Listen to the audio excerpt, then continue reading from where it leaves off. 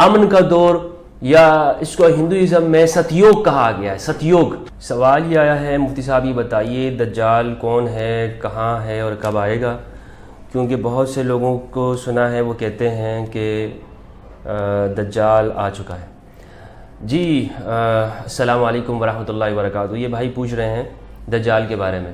تو دجال جو ہے، پہلی بات تو یہ ہے کہ دجال قیامت سے پہلے آئے گا، اور لیکن اس کے آنے سے پہلے بہت سارے واقعات ہوں گے، تب جو ہے وہ دجال کا نمبر ہے، بالکل لاسٹ کے اندر دجال کا نمبر ہے۔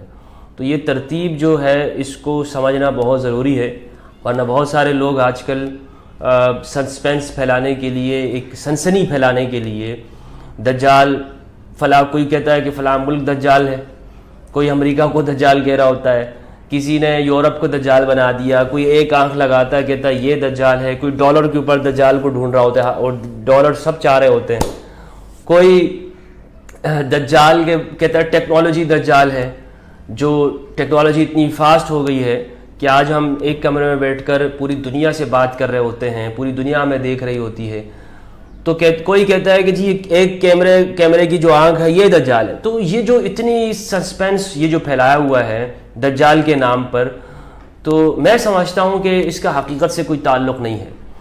دجال کیا ہے قرآن و سنت کے اندر اگر ہم غور کریں تو پہلی بات تو یہ کہ پورے قرآن کے اندر کہیں پر بھی دجال کا کہیں ذکر نہیں ہے، دجال کے بارے میں نہیں بتایا گیا۔ دجال کون ہے، کیا ہے، دجال کے بارے میں کچھ نہیں ہے۔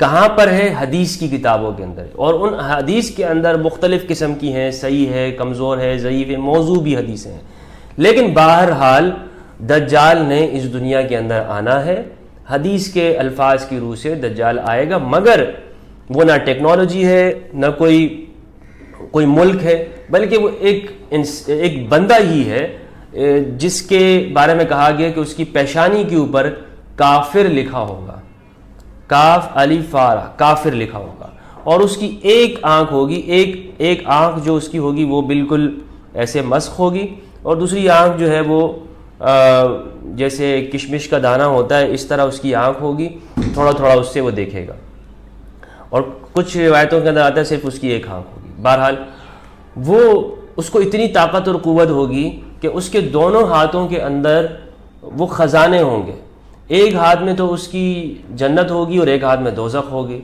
وہ یعنی جنت اور دوزخ دونوں کا مالک وہ سمجھا جا رہا ہوگا، اور جو جنت ہوگی وہ اصل میں دوزخ ہوگی، آگ ہوگی، اور جو دوزخ ہوگی وہ اصل میں جنت ہوگی۔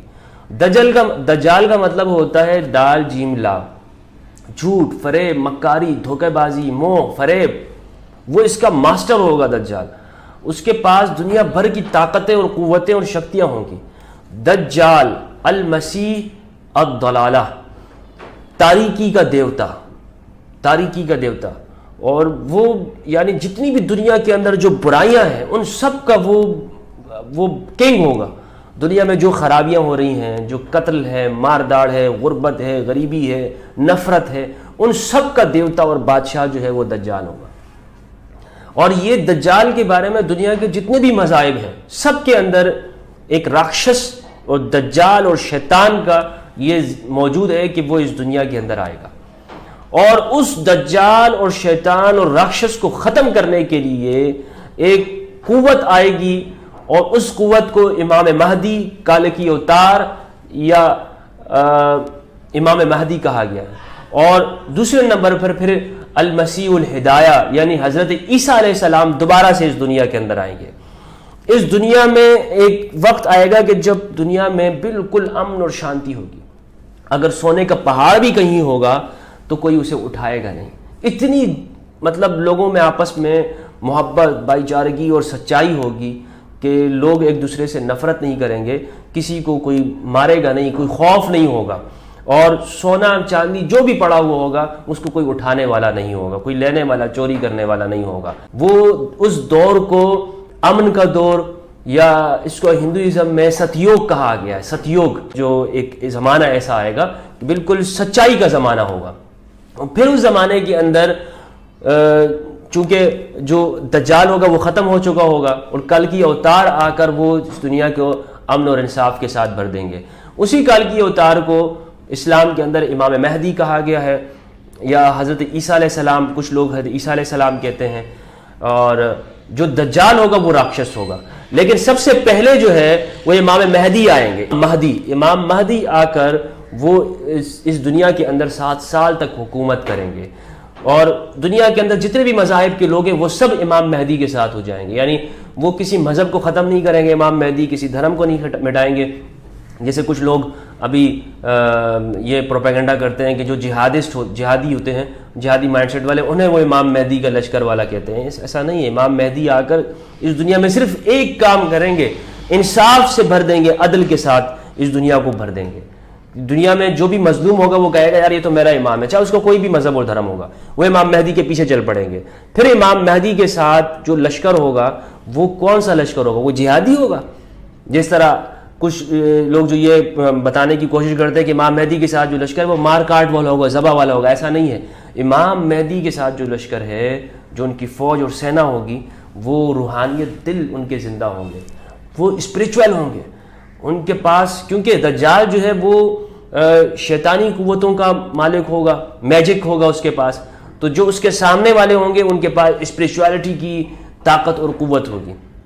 ان کے پاس جو طاقت ہوگی وہ روحانیت کی ہوگی، ان کے دل زندہ ہوں گے، دجال کا مقابلہ کریں گے جن کے دل زندہ ہوں گے. تو امام مہدی کا لشکر وہ روحانیت اور اہل اللہ کا ہوگا، وہ خدا کا نام لینے والے ہوں گے، اللہ کا نام لینے والے ہوں گے، ایشور کو پوجنے والے ہوں گے، وہ ایشور کو ماننے والے ہوں گے.